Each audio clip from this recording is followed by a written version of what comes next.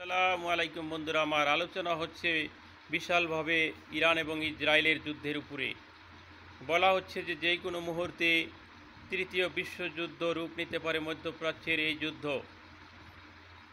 আরও আলোচনা হচ্ছে যে ইসরায়েল যে কোনো সময়ে পারমাণবিক অ্যাটাক করতে পারে ইরানের উপরে। বলে রাখা ভালো, ইরান কিন্তু রাশিয়া থেকে এমন একটি আকাশ প্রতিরক্ষা বিষয় তারা আমদানি করেছে যার নাম হচ্ছে S-400। তা দিয়ে তারা কিন্তু ইসরায়েলের সেই ক্ষেপণাস্ত্র হামলাকে, যার ভিতরে তারা পারমাণবিক বোমা পাঠিয়ে দেবে, তা আকাশের মধ্যেই ধ্বংস করে দিতে সক্ষম।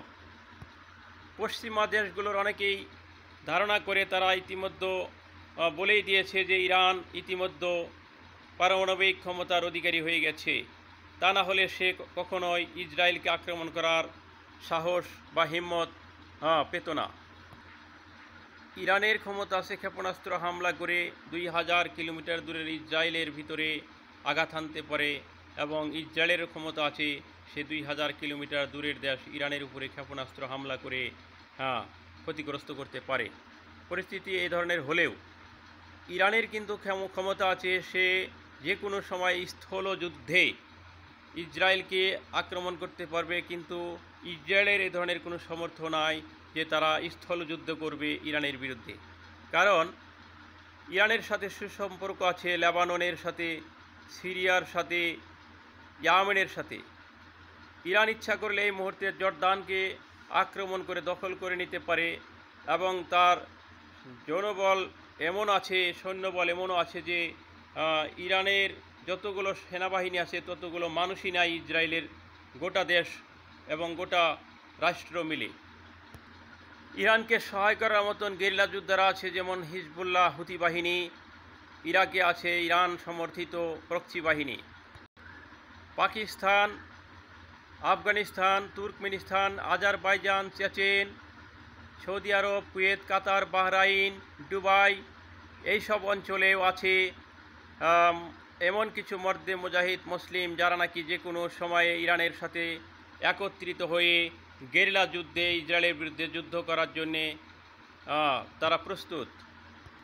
কাতার, মিশর এবং জর্দানের ভিতরেও অসংখ্য মর্দে মুজাহিদ আছে যারা নাকি ইরানের পক্ষে যুদ্ধ করার জন্যে একমত এবং সহমত পোষণ করে। সর্বোপরি আরব রাষ্ট্রগুলো সাফ জানিয়ে দিয়েছে আমেরিকার যেগুলো ঘাঁটি আছে আরব দেশগুলোতে, মধ্যপ্রাচ্যের দেশগুলোতে সেগুলোকে তারা ব্যবহার করতে দেবে না ইরানের বিরুদ্ধে। তারা প্রত্যক্ষভাবে এবং পরোক্ষভাবে এই মুহূর্তে ইরানের পক্ষে অবস্থান করতেছে।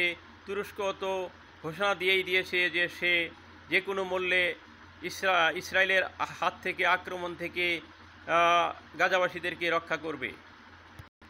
আমেরিকা কিন্তু পরিস্থিতিটা বুঝতে পেরেছে, তাই সে ইসরায়েলকে এই মুহূর্তে যে কোনো মূল্যে যুদ্ধে জড়াতে নিষেধ করতেছে।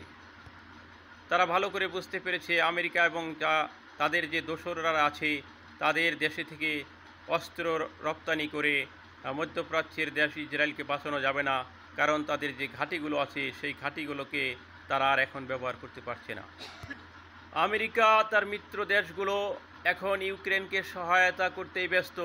তারা এই মুহূর্তে মধ্যপ্রাচ্যে আরেকটি যুদ্ধে জড়িত হতে চায় না। মধ্যপ্রাচ্যে যে যুদ্ধ ইরান করতে চলেছে সেই যুদ্ধে শতভাগ সমর্থন আছে চীন, রাশিয়া এবং উত্তর কোরিয়ার মতন দেশগুলোর।